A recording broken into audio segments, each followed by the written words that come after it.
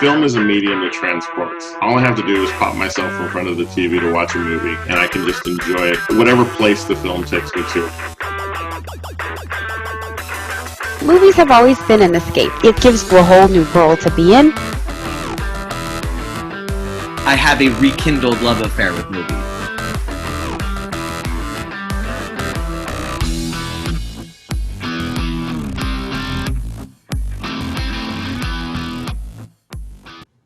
Welcome, everyone, to this episode of Real to Real Talk. I am Sergio Barrera, and it is time once again to talk all things movies. Joining me, as always, please welcome Susan Chisholm and Paul Britton, the other Real to Real Talkers. Wow, we have a movie to review, team, and I am still reeling from this I see film. what you did there. I see what you did there. It's so good and funny. Yeah, I mean... So, you know, I love it when we have a plan, but then something happens cinematically that makes us go, we got to wait, and we got to figure this out. Because our intention for this episode had been to do movie assignments, which we will, but... Not in this one. Right, not in this episode. Because we all went to go see Christopher Nolan's latest movie, TENET. They released this week. And I think we all had the same idea, and pretty much it sums up as we got to talk about it. Yes. And so here we are. Paul, you watched it just a bit before we're talking. Susan, I think you and I both saw it yesterday. And I don't know about y'all, but the thing about Christopher Nolan's movies is they can be so different. And when he's walking down this path of the likes of Inception and so forth, he's brilliant. But man, you got to think about it for hours after. So I've talked a bit already because I'm all excited and twisted up. We're going to review Tenet today, and we're going to do so in whatever way it takes shape. Because I don't even know if I want to keep from spoiling. No, we gotta. You can't have a conversation on this movie and not be a little spoilery. So look, we understand that like a lot of you don't feel comfortable going to movie theaters, and we also understand that a lot of you can't even go to movie theaters. It's not even an option in a lot of places still.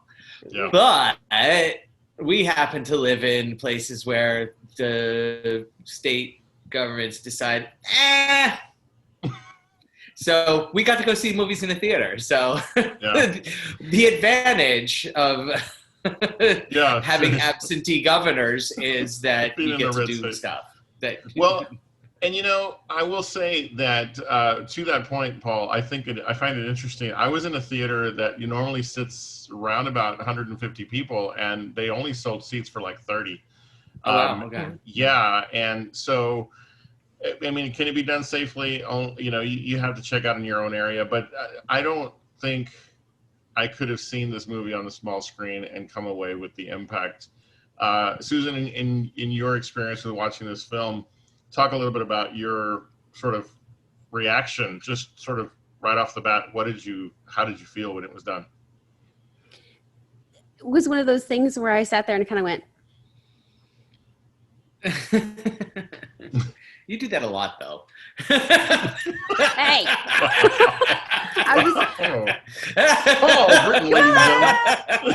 I'm sorry. I had to. So, it was one of those things where I sat there and it was like, I had to go back through and add up little things. And you know, to your point, I was going to say about the movie theaters that like the theater that I was at, like you said, was maybe about a third full. They took a lot of precautions, but they also didn't enforce things. Like we had to have a mask if you were up and around, but if you were eating popcorn or whatever, you can't have your mask on, so you have to sit down. But like, you know, we were noticing, me and the person I was with noticed that like we had purchased the seats in such a manner that we weren't close to other people, and throughout the movie, people would filter down and, you know, sit closer to the screen. It was like, oh man. The reason that we did it this way was because we didn't want to be close to you fuckers. So, but the movie itself, it was an action movie, and we know my feelings on action movies. However, I really liked this movie.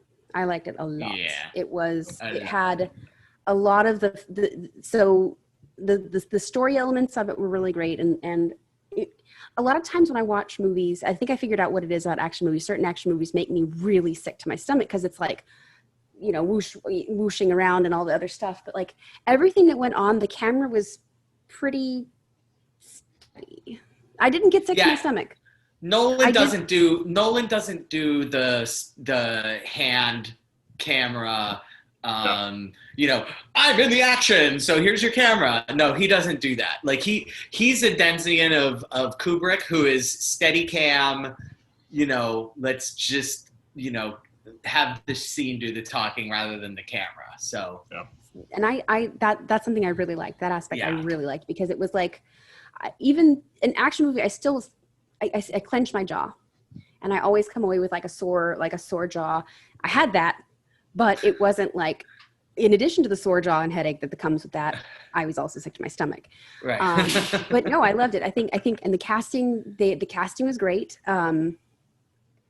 Yeah, I liked it. Yeah, lots to like. Paul, your initial impressions of the film, just overall, before we do a bit of a deep dive. Sure. Okay. Overall, look, if you liked Inception, I think that you're going to enjoy Tenet. And if you had problems with Inception and thought that it was needlessly ponderous and didn't make sense and made you think too much or not enough, or in ways that you don't really care to think about during a movie, then you're not going to like this movie, because it's very much the same. And last but not least, if you really hate time travel movies, you're going to loathe this movie. So there. I love that. Those are Well, what's something that I said at the end, without realizing, the people I was with were not Doctor Who people, and I turned to them. I said, "That's some real Doctor Who shit right there." That was Blank Stares, and I was like, "River Song and the Doctor? No." Oh. I would have been like, hey. No clue. No idea. So that's would have been like, you're probably not talking about Tom Baker, but I know who you're talking about. So. Oh, still pretty I'm good. An old school Doctor Who guy, so. Yeah. Tom Baker's the best old school. I'm lost on all of those references for the last minute or so. But as the movie progressed, I watch movies. And really, from the beginning, this movie had me on the edge of my seat. The opening sequence that takes place in the Kiev theater, in fact, my first initial thought was like, this music is funky. Like I was like sucked in by the music, by the action, by everything that was happening. And then there's these key little moments in the sequence, And let me just, before I even continue and set sort of a framework to our discussion about this movie, if you're watching this show here on YouTube, first of all, thank you. But if you have not seen Tenet, if you've come here to decide based on what we say whether you should watch it, let me help you. Go watch it. But stop listening and stop watching, because there are some things we're going to have to talk about, guys, that I wouldn't want to spoil it for anybody. Right. But you can't talk about a movie of this type of depth and so forth. So without getting a little bit spoilery. And so if you're watching this, we appreciate you. If you're wanting to, watch and figure out, should forward. I go. Just go see it. But don't turn off your YouTube. Just like skip forward, like give us like 40 minutes. Yeah. And then if we're still talking about Tenet, like pause it immediately. And then, we'll add a timestamp. That's right. In fact, that's a great idea. We'll put a timestamp. It'll be right under me here. Jump to the timestamp, and you'll see the beginning of what the hell did I just watch this week. So, but then come back. Then come back and then come back once you've seen it. Yeah. Yeah, because that's. Before we get into the talk of the actual movie, I do actually want to say about the movie going experience, and Susan touched on it, and I had a slightly different experience than you did, Susan, in that like I went early in the morning because that's when I usually go to movies, because people rarely are in movies. So just so the theaters are doing a really good job of not selling out. the theaters are doing a good job of assigning seats. You know, there were like 10 people in my theater, but you know, it doesn't matter what movie I go to at 11 o'clock in the morning on a Sunday. There's usually 10 people. Like, so, you know, you know, that's just the crowds I'm used to. But yeah, I mean, the thing I will say is that there is a new normal, and I do not believe that I'm not one who believes that the new normal is everybody needs to stay home and do nothing and just live isolated lives. I am strongly of the opinion that the new normal is that everybody needs to take into consideration their surroundings and who they're by, who they're near, what their decisions, what their actions, the consequences of those. And so just wear a mask. It's okay if you don't eat popcorn when you go to a movie, you know. You gotta eat popcorn, Paul. No, you don't have to. No, just keep your mask on. If I'm going to the theater at all, especially right now when everything is funky, I'm going to do the thing that I always do when I go to the actual movies, because that is going to make me feel like some semblance of normal. And I'm still, and when I wasn't, like I would, you know, I'd have it hanging off my ear and then I'd put it back on. Okay. Yeah. So you're doing this. I'm just gonna get a bigger mask and load it with popcorn and then just like eat it from inside. So what they need to do is to develop the all-in-one mask and popcorn feeder. Yes. It's called the feedback. But bottom line is that I highly encourage people to do what they're comfortable with and understand that the new normal needs to include you being comfortable with being with other people with a mask on. Oh, and I'll second that tremendously. Because going to a theater to see this movie, for me, was necessary in terms of myself as a movie lover. This was not a movie for the small screen yet, you know? And I'll tell you, I'll be very honest, I was relieved because it had been something like 5 months since I'd set foot in a theater. And it was first week of March. Yeah. That's So no, this is experience. I'm going again when the IMAX theaters close to me have it. Like the county that I'm in is still doesn't have theaters open. Mm-hmm. So like the closest IMAX to me was like an extra like 20 minutes away, and I'm like, well, I'm not going to do that. Like, and the times were horrible. But you know, we should be opening like next week or the week after. I imagine the theaters are going to show Tenet because there's no reason not to. Sure. Yeah. You know, and so as soon as I can see Tenet in IMAX close to me, I'm going again. Yeah. No doubt. Because like you mentioned, it opens with that Kiev scene. And if you saw a trailer for Tenet in an IMAX theater, it wasn't the standard trailer that you would see elsewhere. It was the Kiev opera scene. It was the Kiev opera scene. And so that's really cool. And something was missing in the big screen, but not IMAX. And I want to get the IMAX experience too. So Susan, I think you told me you saw it in IMAX, which I did as well because I had. I was so lucky, but I've never had. This was my first IMAX experience. Oh wow! Okay. I mean, Nolan's going to make sure your IMAX experience. It was good. Yeah, Nolan's going to make sure your IMAX experience is a good one. He's not. Yeah, I mean, it was really like really lucky because I mean originally, and we had talked after the show last time. You know, we talked about what the plans were, and we were talking about making this a short segment. And I was like, I'm not even going to bother seeing it. I just don't even care. Like, forget about it. And I like watched, kind of like read. I was like, it's not going to be my thing. I'm sure I'm going to hate it. And then one of my friends was like, hey, you want to go with me? I'm going to go. You want to go with me? And I was like, yes, I do. And then they're like, we're going to IMAX. I'm like, okay. So, I mean, I was very, very lucky and really like, I'm so glad that they convinced me to go because I was like, not disappointed.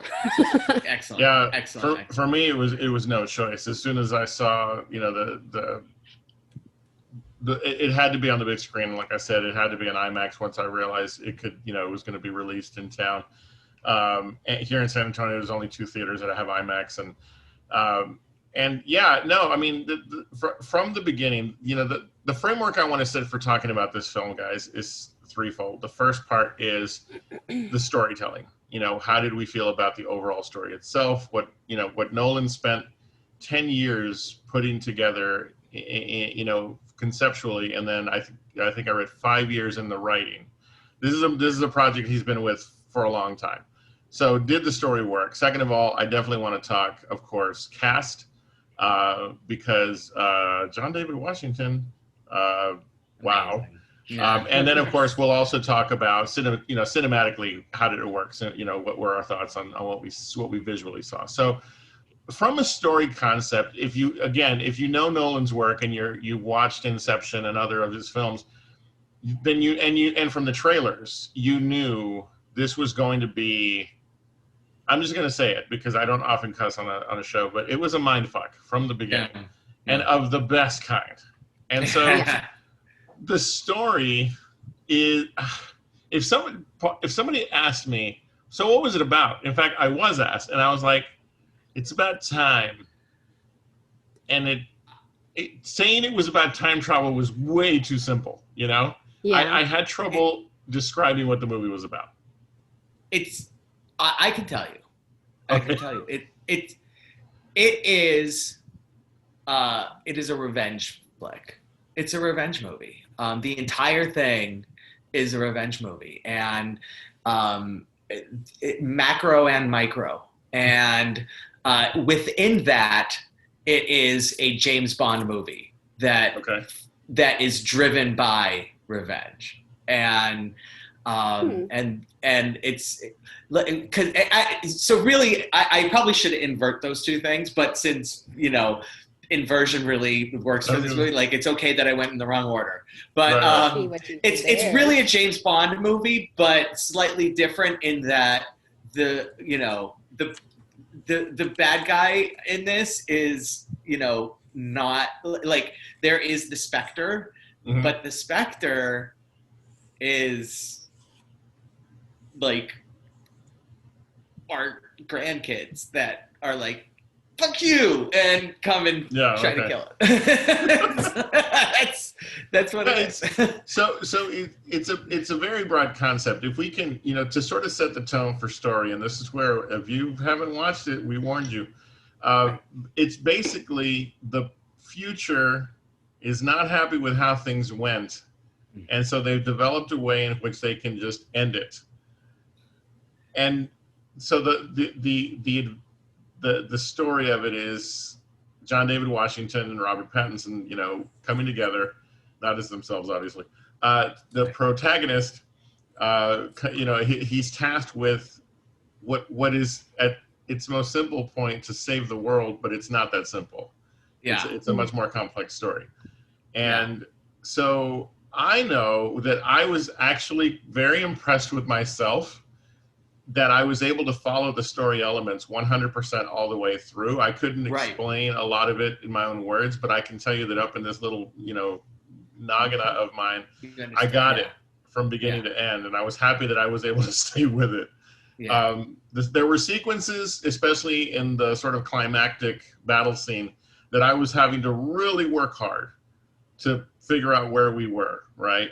Yeah. But from a story standpoint, I felt like Nolan did better in terms of keeping things clear through the dialogue that was written for this film. And so that's sort of my thought. Paul, your thoughts on the story overall, and then we'll hear from Susan as well. Yeah, so I do think I was able to follow this maybe even better than Inception. It doesn't, like Inception purposefully is purposefully vague. And I don't think TENET tries to do that. I think TENET tries to keep you as up to date as you need to be at the moment, while trying to keep as many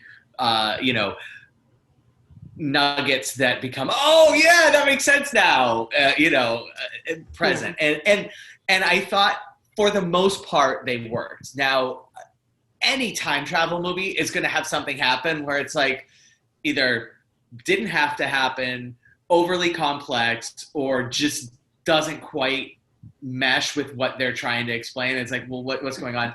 And honestly, one of the problems that one of the main story problems I had was with Tenet itself. Like, they introduced this concept of, and it's in the trailers. So, Tenet, if I can give you one word, Tenet, and it'll open a lot of doors, but also some that you don't want open. And it's like, they never really like explain like what Tenet is at all. And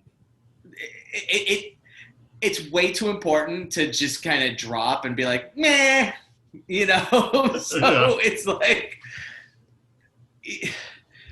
like, establish it as the organization that is trying, the good and the bad. Establish it as the good organization or something. Like, they drop it and never pick it up. That's my complaint. My one complaint is they totally dropped the whole Tenet thing. But everything else, like, and there are offshoots of that. Like, there are, things that happen as a result of that where it's just kind of like, okay, well, but this doesn't, it's like, things that happen in the first hour just don't tie up as perfectly. But I think that's because they give you more information in the first hour than you need. And I think he could have gotten away without doing that. Like, I think that, like, there's enough surprises that come about, and there's enough, like, aha moments that you don't need that you don't need, like, false flags or false trails throughout. But that, I think that's a minor thing for me. Overall, I do think that, like, the main story totally worked,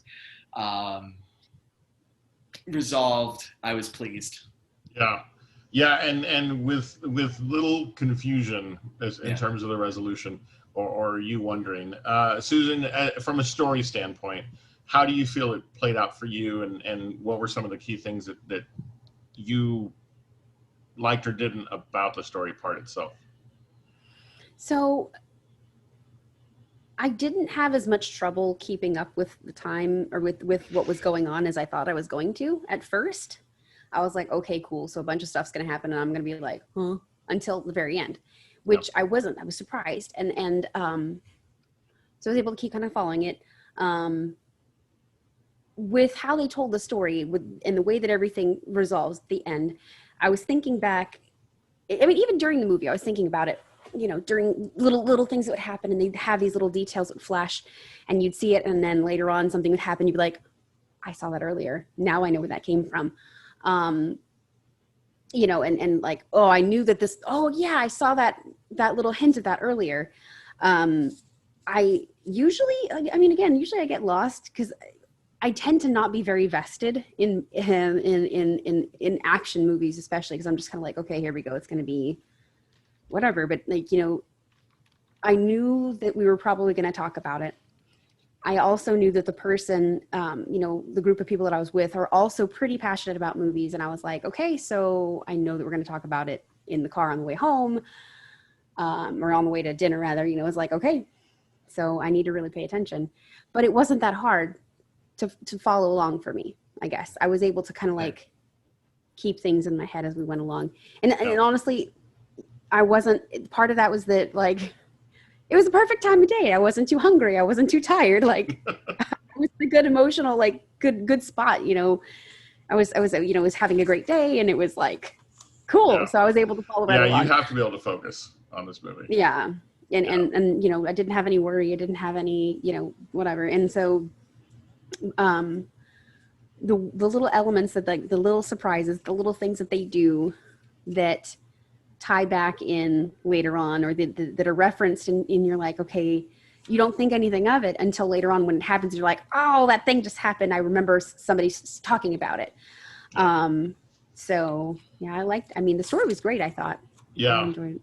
I again, as much as you both know that I love dialogue-driven movies, for me, this is an action movie driven by dialogue, because so much of the dialogue points are what explains the story and explains the concepts.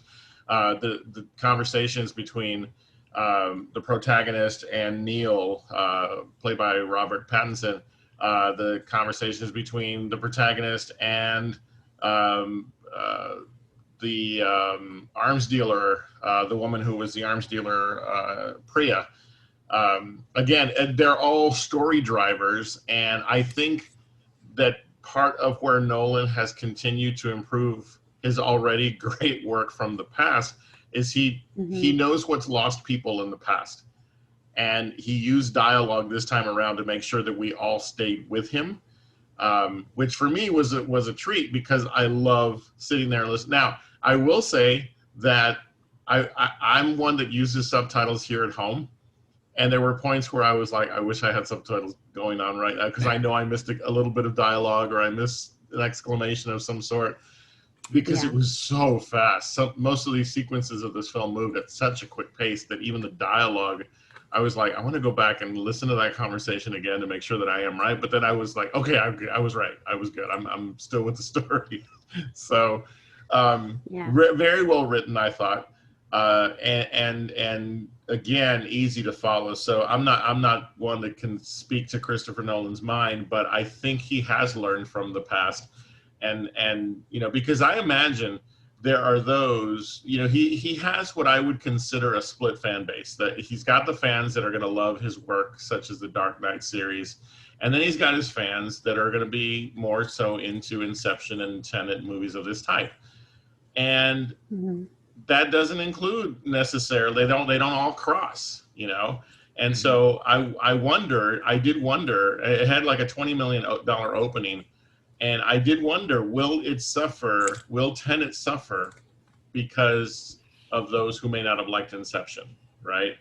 I think the story worked. Yeah, it's gonna suffer because of places that aren't open. That's the reason why it's gonna suffer, absolutely.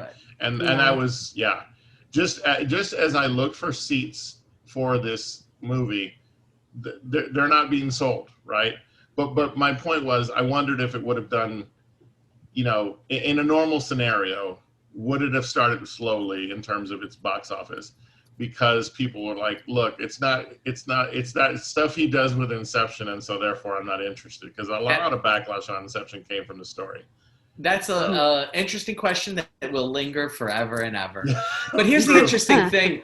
Here's the interesting thing is that, like, when Home Alone was released for, I think it was either 8 or 9 of the first 10 weeks that it was in release, it was #1 movie in theaters. That just doesn't happen anymore. Movies aren't allowed to sit in a theater for 10 weeks. No. Too many things are released that take its place. This movie's going to be able to sit in theaters for 10 weeks. That's a good point. The next movie to be released is the first week of October, is Wonder Woman 84. So, until then, it's Inception and a bunch of stuff. Like, I literally was, before the movie started, I was like, okay, when's the next time I'm going to be in a theater? And it's like, okay, as soon as Inception's available in IMAX close to me, because it's not, because Wonder Woman is a month away and theaters will be open near me before that, Right. So I am more interested to see. So it should grow in screens. So one thing is it should grow in, pick up screens over time rather than lose them. So that'll be interesting to see what happens with the box office.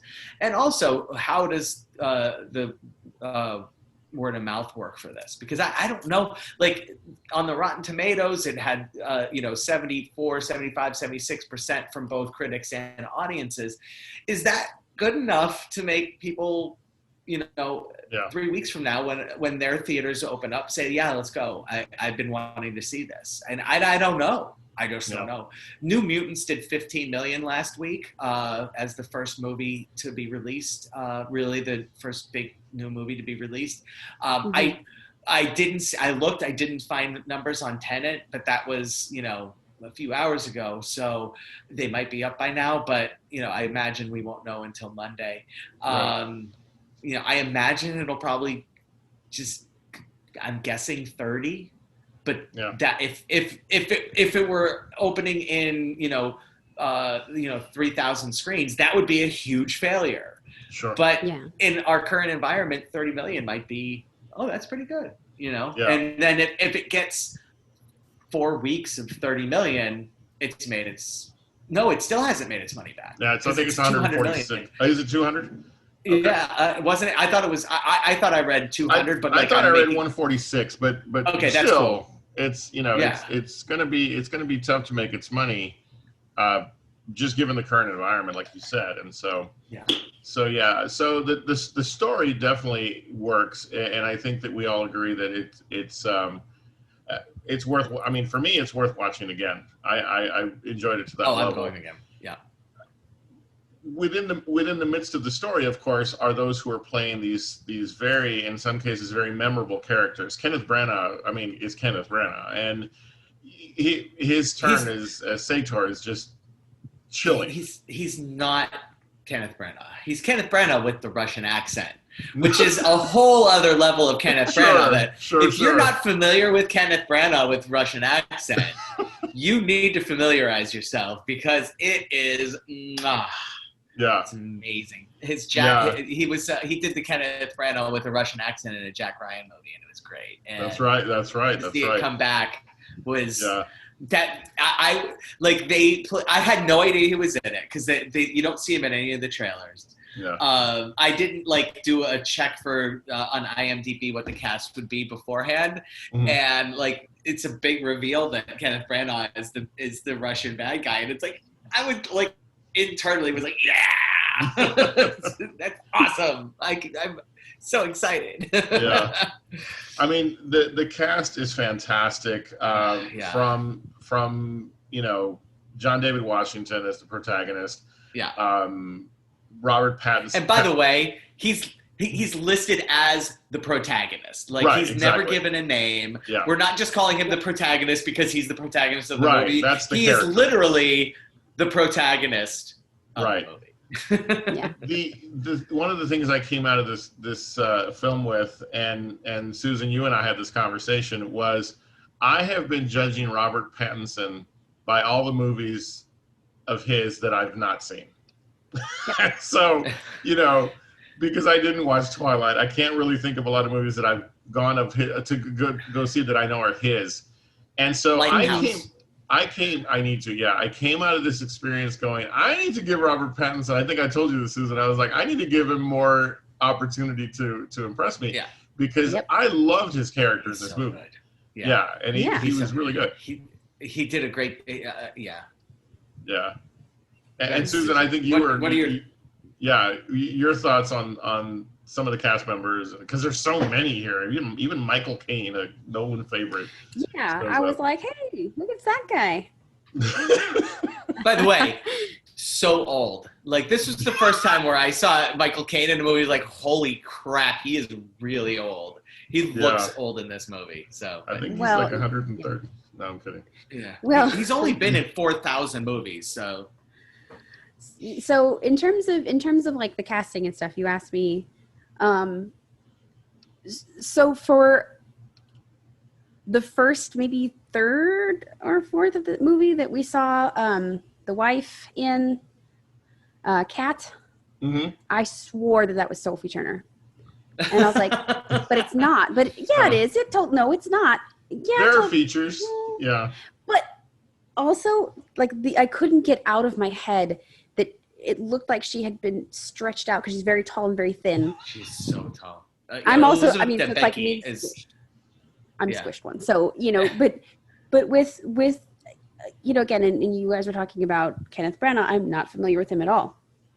Can't say I've seen him in. I probably have, but I don't recognize him. Sure. And I mean, I haven't seen enough movies to know, and so, and same thing with Robert Pattinson. I mean, I've seen a couple of movies, but he's had always very small supporting roles. Never been able to, I have not been able to sit through Twilight, the entirety. That's okay. But that's not a requirement. That's no fault of his, per se. I think they did a good job. I think everybody worked well together with the way that their chemistry was, the way that they all, they worked. Everything worked together. Yeah. So it was easy for me to. I think that helped with that helped a lot with driving the story, and also helped with keeping it straight in my head, because there were people that were similar, but they weren't similar enough to be confusing. Sure. I felt for each of these portrayals. Like Kat was, of course, very torn. You know, she's a very torn woman. But what a development of her character as her vengeful side comes out. You've got Priya as the arms dealer. I love the way we get introduced to her because it's such a cool little twist amidst the movie twist. In my head, I was like, yes!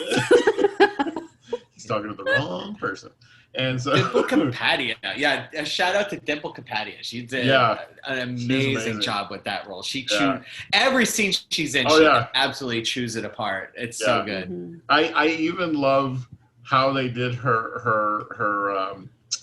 the way she ends up in the film. I love the way that she acted off screen, and you could catch, you know. So I don't know how best to describe it, but she's wonderful, and I'm very it's one of those actors that when I'm in the middle of watching the film, I'm like, okay, I need to remember later to go find their filmography because I want to see what else they're in.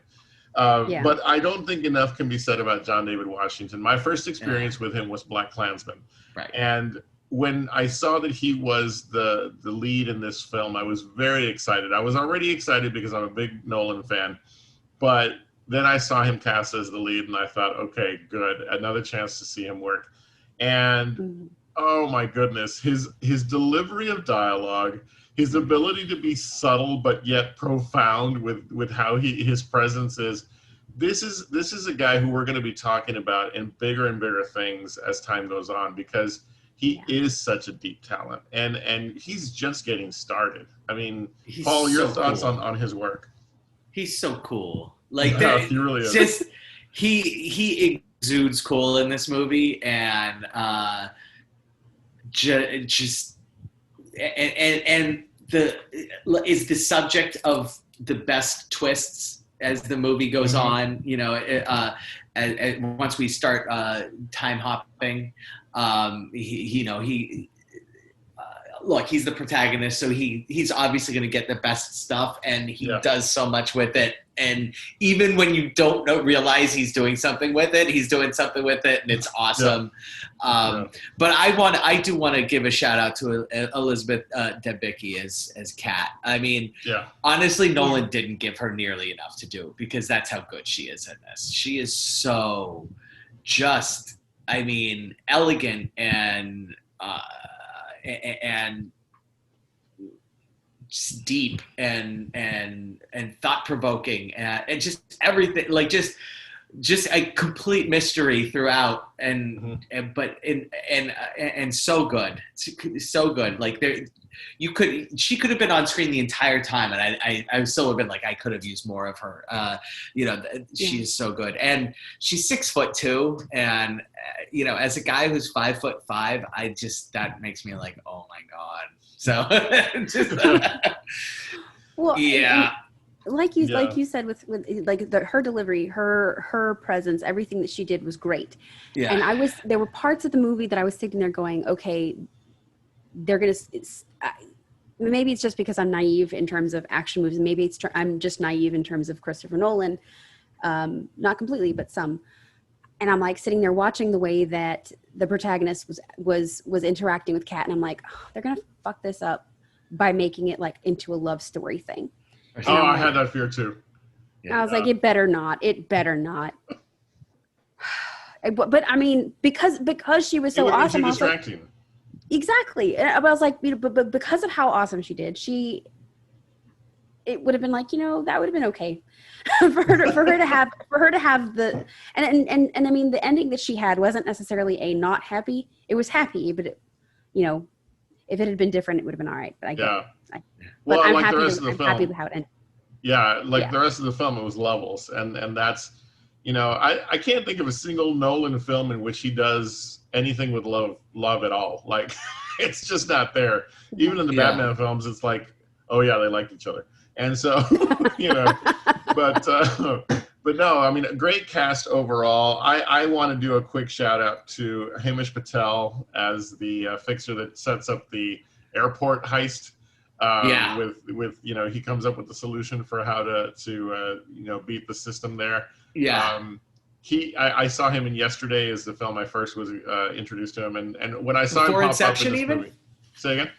Well, you would have seen him in That's right. Inception. Yeah. He did. But that was where I, really first, he had a sort of a big role to play out.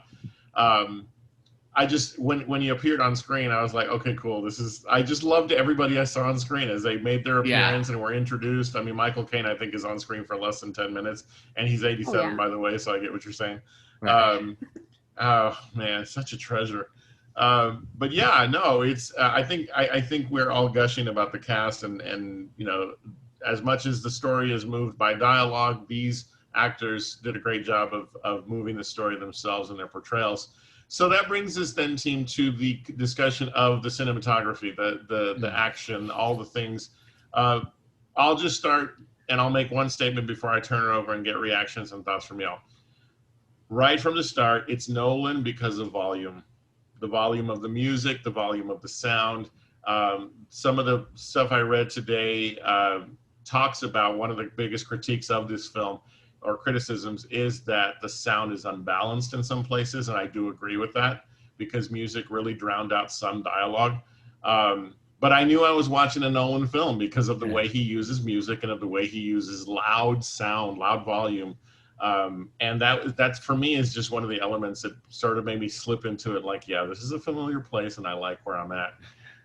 So what are some things, Susan, we'll start with you and then we'll go to Paul. Just from a cinematic standpoint, what were some of the things that caught your eye and that you thought about as you were watching how this movie plays out? Well, okay, so in IMAX, apparently, I was told later on that it's also, the volume in general is higher, like it's louder in an IMAX theater, and I guess the sound is mixed differently just in the theater itself. So there were points when I would reach down and like feel my chest to feel the vibration of the bass in my chest. That's something that I've always done. It's a weird tick of mine, I guess. But I would put my hand on my chest and just feel it, because it's like, okay, it keeps me from being overwhelmed by it, because that's another part of the movie experience, is that I can get a little bit overwhelmed in like with everything going on. Sure. But the way that everything was shot, the way that the scenery played a role in the war scene or the battle scene, whatever, like everything that they did in backwards and forwards, like it just worked out really, really, really well. And that's something that's really hard to get right. Sure. Using your surroundings and stuff like that. I think that they did a fantastic job of that. I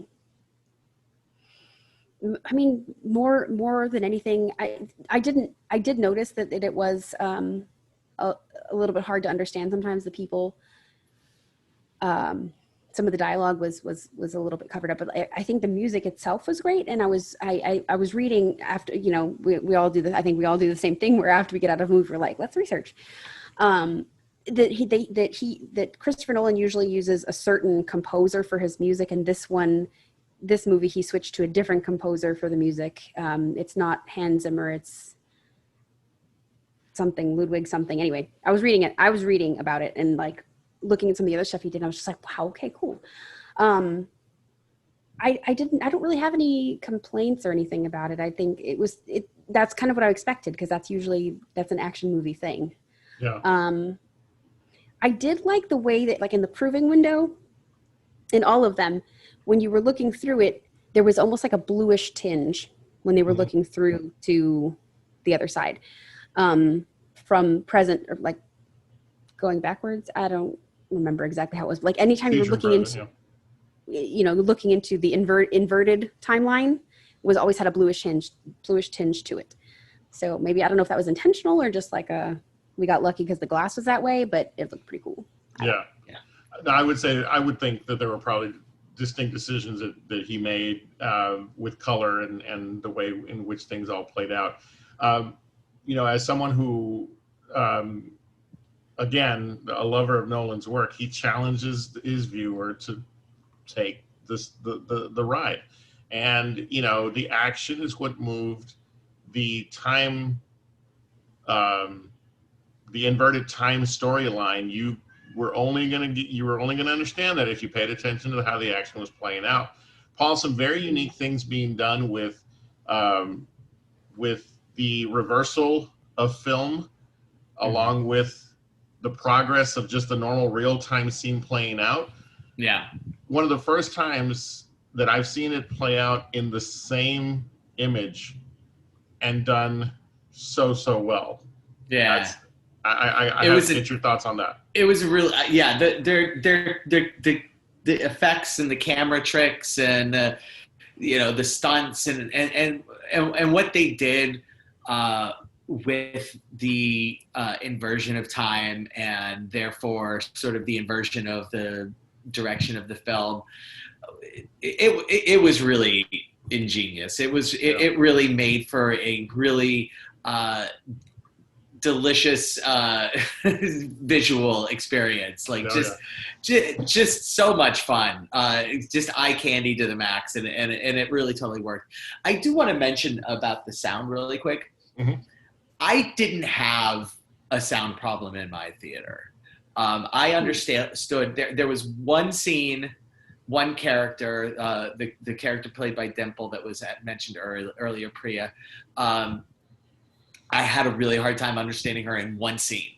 There was just one scene where like they were walking on the street and there was a lot kind of going on in the background in the scene, and I had a hard time understanding her during that scene. Everything else I had no problem with, and I went into this movie like expecting to be annoyed with the sound, because everything I had heard about, like all of the negative reviews were like, oh, I couldn't understand anything. I'm beginning to think it's either a problem, maybe IMAX, or honestly, my thinking is a problem with the theaters. Like it's a problem with the presentation, where these sound systems that these theaters have are complex. Like everything has to be perfectly balanced, and if it's not perfectly balanced, you're going to get a lot of reverb from like the sounds just aren't going to sync well. Sure. And they're not going to hit your ear at the right speed or at the right time, and everything's going to talk over each other. And I'm wondering if maybe it's a problem with presentation over. So it might be worth it just to do a real quick review on Tenet after we've all seen it a second time, or some of us have seen it a second time. I'll go for sure. I'm going to a second time, but right. So Sergio and I, maybe it might be worthwhile just to do a circle back on it as just a quick little segment, just to be like, hey, by the way, this is what I thought of it as this on a second viewing. But and I will say that in relation to my IMAX experience, at least, I don't feel like the sound was off. I'm a comment, but I read what you read. But I was commenting on the fact that I think that there's a level of sound volume that Nolan is known for, like that he goes for.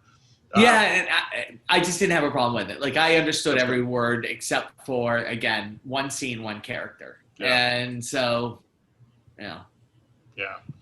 The chase scene, the car chase scene. I liked it better the second time around too. It was even better the second time too. Like they double dip on that scene. Spoiler alert. If you're watching and it's being spoiled, we already told you not to watch, so that's on you. You've been warned. That was that's an all-time like yes moment where it's like that makes so much sense and it's awesome. Yeah. You remember we talked about way back in the beginning, Paul, you doing a top 5 plane crash scenes. Yes. You should do a top 5 car chase scenes. I'd be all for that. Would be awesome. Okay. I can do that right now. So nice. Ronin. Yeah. Born. I'm going to go with Born Supremacy for Born Ultimatum. I like the one in Born Ultimatum, but the one in Born Supremacy through Russia is better. Sorry. And I can't put them both in the top 5. That just isn't fair. Matrix Reloaded, even though, Sergio, we've already discussed our feelings on this movie. That car chase scene is still ridiculous. So, that's my Bullet. Obviously, that's required. Bullet has to be in there, but that's not one scene. That's just the whole fucking movie. So, I don't. Shoot, number 5. I'm drawing a blank, and I know it. I'm just drawing a blank on what it is now. But Baby Driver. So there you go. Okay, gotcha. There's my top. Yeah, I mean it. Yeah, and it's funny because for a long time I used to get like really tired of car chase scenes, and then I saw Ronin and I was like, this made me love car chase scenes again. So yeah, Ronin's number 1. I don't like people are gonna say Bullet just because it's classic and original, and no, like the car chase scene in Ronin is so just amazing that and then just one last comment on how the movie was shot and the way in which the story plays out. I have not ever seen, well, maybe not ever, but the scene in which that there's a bullet that can go someplace that we don't want it to go, into a character we don't want it to go into. That whole notion of the inverted bullet and time,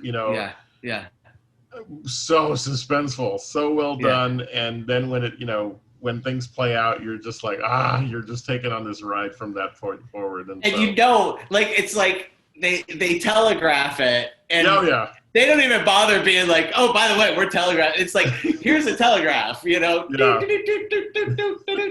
it's like, you're just waiting for it to happen. And where it's going instantly. So much tension. Much tension. Yeah. So I like to think that we, through our descriptions of in our conversation, we're probably making it easy for folks to think that we liked this movie. But we're going to go ahead and do our rating scale here on Reel to Reel Talk. We have a 5 taco rating scale. The most a film can get is 5 tacos. Unless we liked it so much, we want to add a little bit of guac to it. And so, Paul, we'll start with you, then Susan, and then I'll round out. Let's talk our ratings on Tenet and how many tacos and why, Paul? I'm going with 5 tacos. I'm withholding the guac just because I do feel like there was enough that happened in the first hour that they just didn't try to tie into anything that they could have tightened this movie up. Not that I'm saying I wish they had. I'm just saying they could have, and I do think it might have made it a little better, a tighter movie. So, 5 tacos. All right. Susan? I'm going to agree with him on that. I mean, 5 tacos. And really, if I could add the guac just for the experience itself, because I don't know. I mean, if I had seen it on a regular, not an IMAX, I still would have given it 5 tacos, but it was really awesome on IMAX. So, I loved it. I like it a lot. The format adds the guac. Yeah. The format gets the guac. Let's say that. Let's say the movie gets 5 tacos. You're throwing guac on the screen. It's on the side. The guac is on the side. Yeah, you were walking with your tacos and somebody went and just threw guac on top. So, yeah. And I'm gonna agree. For me, it's 5 solid tacos. No guac. Not for any other reason other than it.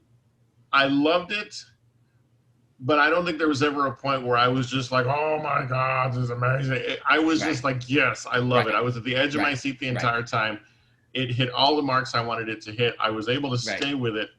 5 solid tacos, and definitely one that all of us here at Reel to Reel Talk recommend and are telling you got to go see Tenet.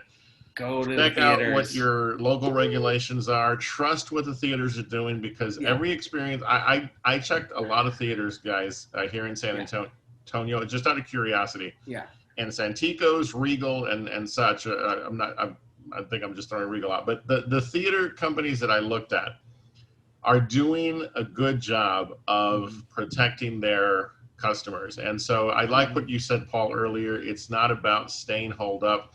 It's about finding out what are the allowances that are being made, and allow yourself to treat yourself to a movie. Get out there and follow the regulations. But guys, it's time to get used to what experiences are going to be like from now Yeah. on. It's never going to be the same. Right. Like probably, like you know how in Avatar where they show the scene of him walking through the streets and everybody's wearing a mask. That's where we are. Yeah. And that's why we're there. We're in a situation where everybody wears a mask. And by the way, the fact that I don't find it remotely not ironic that our great-grandchildren develop a machine to destroy us. Yeah. And that's the first movie that I go watch is the movie where my grandkids want to kill me. So, and deservedly so. I deserve it. Forget it. I get it. I understand. All right. Well, make sure you check out Tenet. If you can find it in IMAX, do it. Paul, I can't wait for you to see it in IMAX. I think Susan would agree. Yeah. Just a great experience overall. So that is our view on Tenet. Before we get on to our next segment, we're going to remind you, well, first of all, we're going to thank you for checking us out here on YouTube. We appreciate that you come by every time and visit and watch and listen. Please make sure you subscribe. Also, make sure you hit the notification bell so you know when our episodes land. And please give us your scores. Make sure you hit that like button to let us know that things are going well. Comment below as well. If you're watching through Facebook, then make sure you leave your comments there so that we know what your thoughts are and so forth. Also, make sure you catch us on Facebook at Real to Real Talk, as well at Real to Real Talk on Instagram for more information. It's time now for our weekly edition of What the Hell Did I Just Watch? Paul, take it away. So, I went with a classic. What the Hell Did I Just Watch movie. One that, everybody who watches movies that make you wonder what the hell did I just watch says you have to see. And I saw Eraserhead, the David Lynch, the ship that launched a completely misbegotten career. Straight up, I'm not a big David Lynch fan. Okay. It's not for me. But I get it. Okay, I don't want to, I actually do like Blue Velvet, so that was my introduction to David Lynch, was Blue Velvet. And I liked Blue Velvet enough to go and watch Lost Highway, and that was the beginning of the end for me. But apparently for a lot of people, the beginning of the beginning for them was Eraserhead, and I don't understand why, because I can't fathom going to see this movie and thinking, wow, I want to see more of this guy's work. Like, I don't get it. I do. I'm being a little facetious here. And the reality is if I had seen this movie when I was 18 to 25, even maybe 18 to 30, I probably would have had a totally different experience. This is the most cynical friggin' movie I've ever seen in my entire life. And it's just this is an instance where I actually went and read the trivia on IMDb after being done watching it, and I liked it even less after reading the trivia because of just how freaking cynical it was. So it turns out he had a daughter that was born with severe clubbed feet, and so and here's my Paul's little take on art and specifically even writing. So he was the writer, director, producer of this movie. The thing that you're taught in high school is write what you know. And it's impossible to write what you know and not make an experience, what you write, slightly personal. I think it's impossible to make good art and not make it slightly personal. I think if you're making any kind of art and you don't put a little bit of your own feelings, expressions, emotions, experiences into what you're creating, it's going to feel less genuine. I think, and I do genuinely feel like I've seen movies where it's just they fall flat because they don't love the subject matter, or they don't have a connection to it, or it's just something happens. Whereas this, that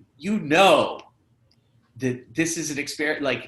He had a daughter with a deformity, and it weighed heavily on him. And his daughter was a surprise. They did not intend to have a child, and that weighed heavily on him.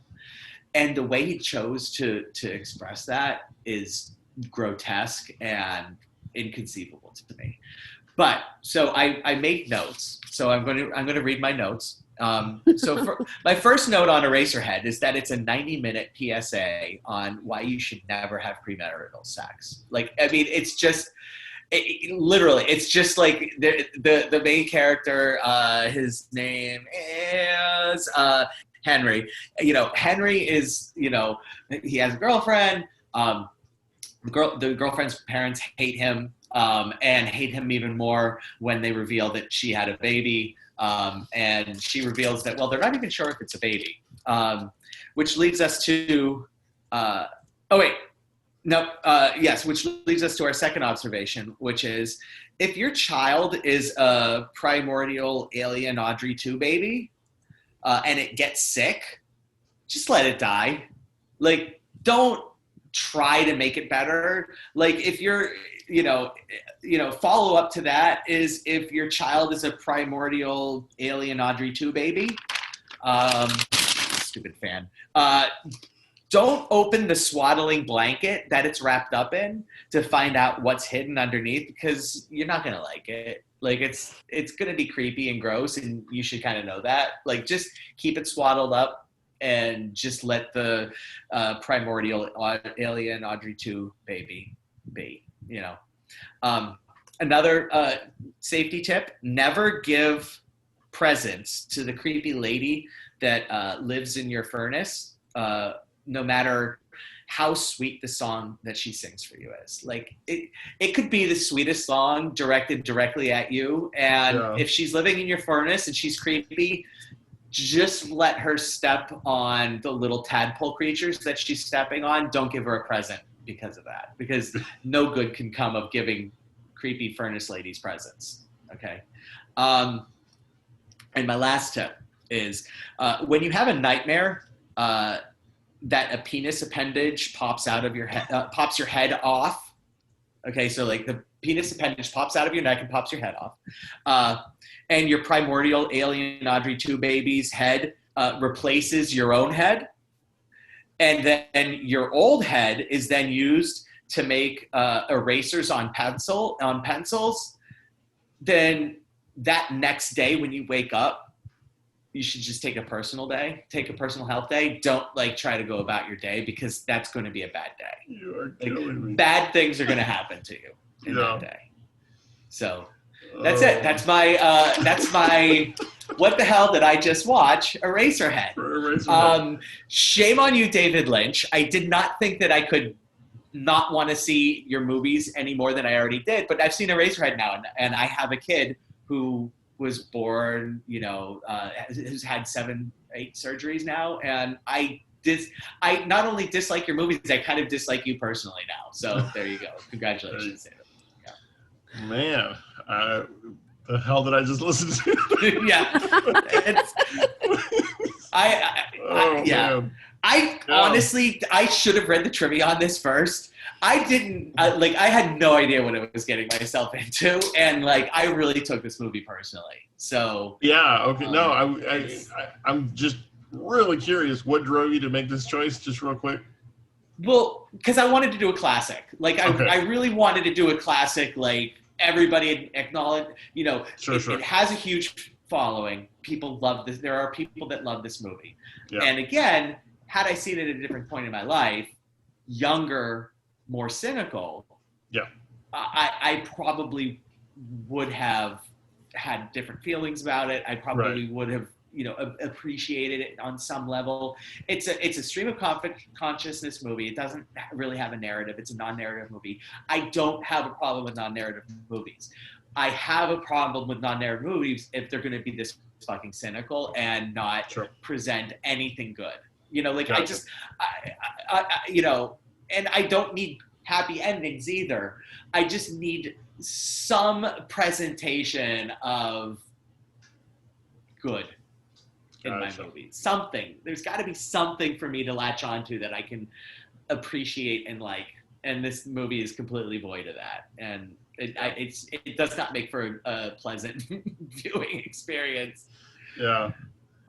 Seems like it. All right. Well, make sure that you check out our social media so you can figure out what other fantastically weird films Paul has watched in his what the hell did I just watch segment. Not only that, let us know what you're watching and maybe give him some ideas because they're out there. I'll take them.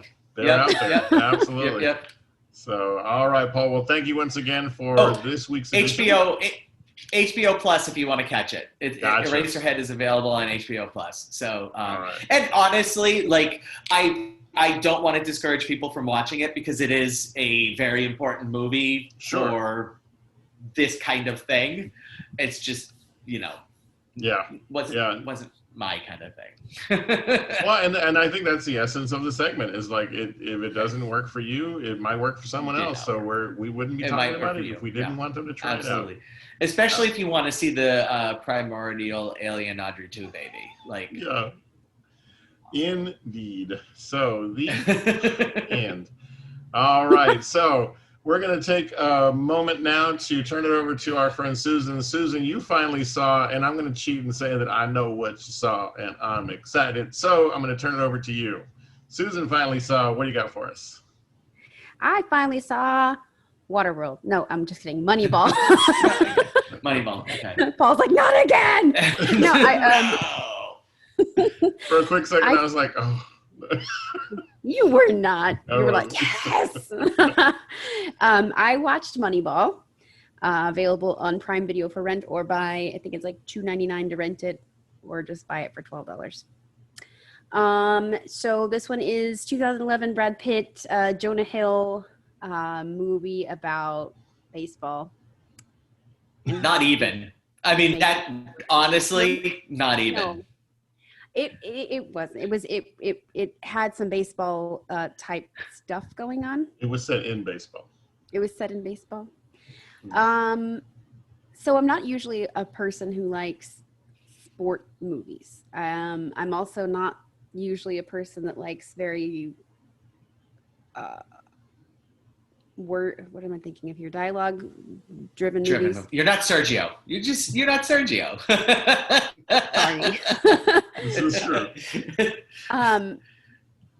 But I actually really liked it, and I thought, at first there were some points when I would kind of go, I missed something. What's going on here? I may need somebody to explain this to me. And I did. And that's the reason Sergio knows what I watched, was because I was like, I have questions. So, if you're not familiar with it, the movie is about coach of a baseball team who is losing really terribly and finds this kid who is basically a numbers whiz and helps him write programs to figure out which players would get the best hit ratios and get them on the bases more often. Only like a true non-sports person. Yep. 100% non-sports person. Yeah. What's really screwed up is that the whole thing is that I did used to watch baseball a lot when I was younger. But I mean, it was like this. When I stopped watching baseball, all the knowledge was like, hey, bye. Yeah. Anyway, I think the question I had was like, wait a minute, because, it's about Billy Beane, and I was like, okay, wait a minute. So he's like the manager, but then Philip Seymour Hoffman is also a manager, and so he's like, yeah, he's the team manager. And I'm like, but how was the other guy the team manager? He's like, no, he's the entire. He's the general manager. Yeah, There's a difference between the general manager is the player personnel person, and the manager is like the person who the head coach does is the head coach, right? So it was general manager and manager. It's a little confusing, but Billy Beane was the general manager. That was I think one of the questions I had, and Sergio was like, let me tell you about this, and there was. It was explained. First, drink some caffeine, and then let me regale you with a tale from my past. So, the movie itself was good. I liked it. It was kind of neat seeing you know, all the people working together, like Robin Wright was his ex-wife, and I was like, oh, yeah, I know her. So. I know her. Yeah. And you know, Chris Pratt was one of the players. I know him. Name I can't remember. Anyway, I know him. I don't know. I thought it was really good. I liked the story. I thought it was, you know, feel good kind of, you know, I was a little bit worried towards the end when I was like, oh no, he's going to leave, but he didn't leave. He didn't leave. Yeah. So yeah, that was my super, I finally saw Moneyball. Yeah, I was excited you watched it because it's one of my favorites. Again, as someone who loves dialogue-driven movies, it's one of those films that operates purely on dialogue because it's in baseball. It's not. I mean, baseball happens, but it's more about the personal dynamics that occur between a guy who's trying something new and something that, you know, his budget allows for, and you get that human element. And I love that relationship, Susan, between he and Peter Brand, Jonah Hill's character, Billy being played by Brad Pitt, and just how you saw their relationship develop from who the hell are you, you know, to he's his trusted confidant, you know. So great relationship developing. The conflict of the people, all the not scouts, that's not the right word. The way that they were always like, no. Yeah, the scouts. No, you can't do this. This is wrong. Right. Don't do it. Right. You were right. And you were right the first like, time it's the scouts. Well, there you go. And he was like, no, I'm going to do it. I'm going to do it anyway. Like, F you guys, I'm doing it anyway. And like, they were so pissed off. Like, I could not imagine being in that position of like, I know what I'm doing. I'm clearly respected, and you're just going to freaking ignore me for this nobody who doesn't even know the game. But so that you know, the conflict there, and then the way that he was like fast talking, like when he called like all the other teams to trade people back and forth, and like either like the what is it, 5 minutes or so in the office where he's like calling, you know, all these people like, okay, I'll trade you this guy for this guy, and you know, I'll give you more money for it. You know? And it was just like, is that how it really works? Like they just pick up the phone and say, this is how it is. Like the guy doesn't have a chance. I'm like.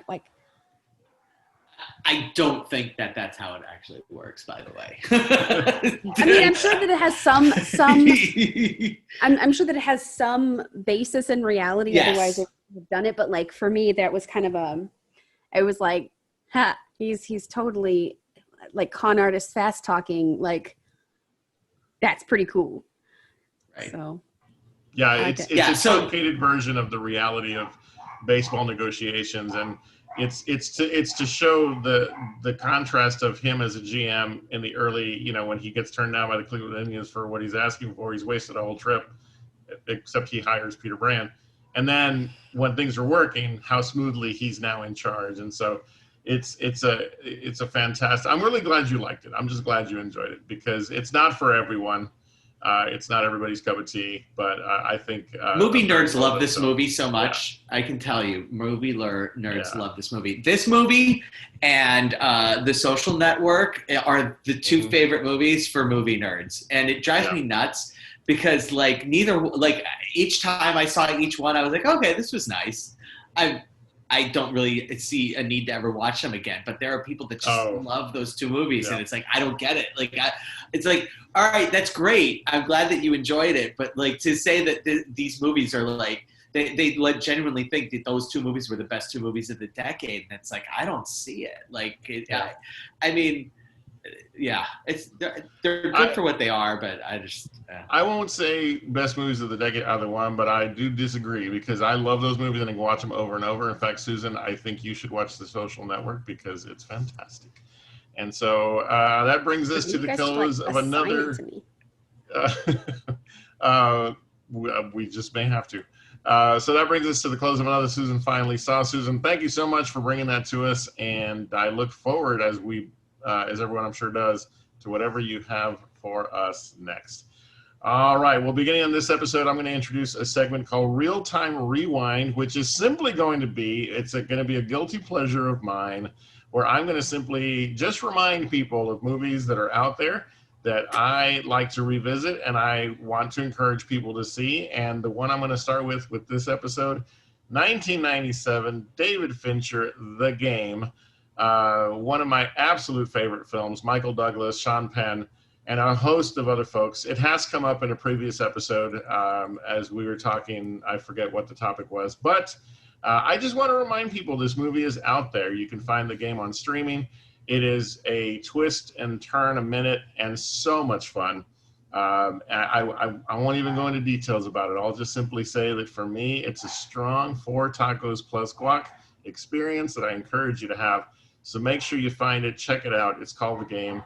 And it, for me, stands the test of time. It continues to be a movie that I'll go back to often. So yeah, that is going to be my quick real-time rewind. And you can see it on screen there. Make sure you check it out, find it, and enjoy it. All right. Well, we want to thank you so much for taking time to visit us. Make sure you visit our social media. Find us on YouTube. If you're watching, you obviously have. Make sure you subscribe, like the episode, and also don't forget to hit that notification bell so you know when our episodes land.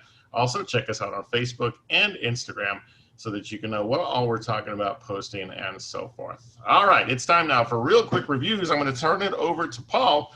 Let us know what we need to watch. Mulan. So Mulan, they did a special premiere, premium access thing on Disney Plus. It's $30. So really, you're only doing this if you have like 3 people or more coming or sitting around going to watch the movie. If it's just you alone, $30 is probably a little steep. I get it. But if you have more than, you know, honestly, 3 or more people, you're getting your money's worth.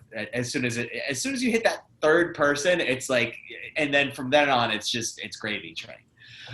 This movie is a beautiful movie. I'm gonna just hit the high note really quick and first and say that this movie is stunningly beautiful. The cinematography on this movie is just astounding. And it deserves, I hope it gets nominated for an Academy Award for cinematography because it is that good.